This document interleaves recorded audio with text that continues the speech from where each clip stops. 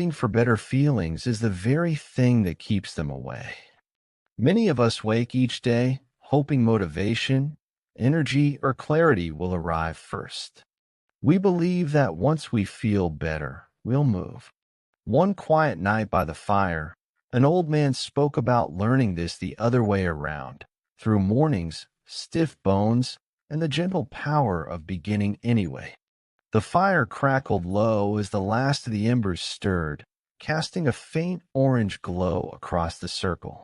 The old man leaned forward, cupping his hands around a steaming mug, his knuckles gnarled and his shoulders wrapped in a faded wool shawl. He had been quiet for a while, letting the wind whisper its lullaby through the pines. Then, with a breath that seemed to draw in the stillness around him, he began.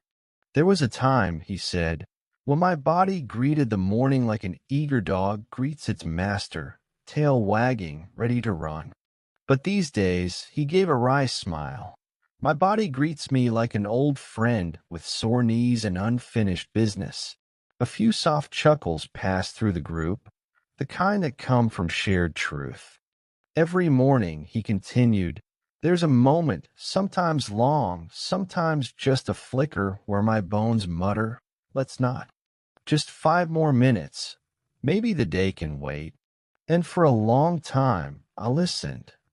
I waited for the right feeling to come, motivation, energy, the spark. But you know what I learned?"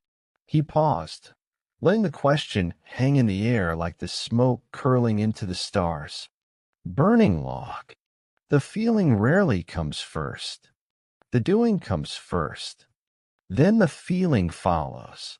He shifted, set the mug down and the pine needles beside him. "So I started doing things differently. Not big, dramatic things. Just small movements. A gentle stretch. A breath drawn slowly, like sipping from a stream. I'd stand. I'd reach. I'd hum to the quiet morning, not to be heard, but to feel myself alive in the silence."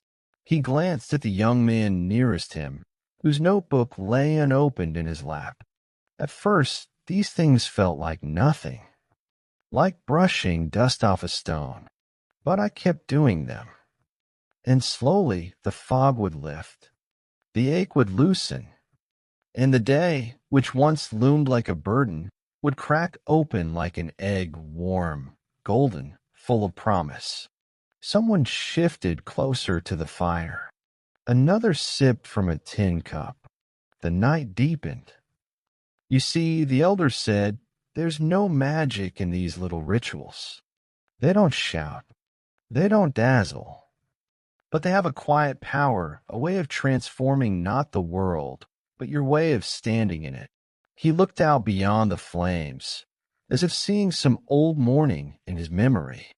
"Eventually," he said softly, "I stopped waiting to feel better. I started choosing to feel better. Not by force, not by denial, just by returning each day to these small acts that remind my body and my spirit that we are still in this together." The fire popped. A log settled. "And here's the thing that makes me smile most," he added, eyes twinkling. "I get to share it now. I get to tell others, you don't have to wait for your day to start on its own. You can start it yourself." And when I see someone take that in, really take it in, I swear it feels like sunrise inside me. He leaned back then, the story done, the lesson hanging in the air like the scent of pine smoke and ash. And around the fire, no one spoke right away. Not because they didn't know what to say, but because they felt it, that quiet, powerful truth. You don't have to wait to feel better. You just have to begin.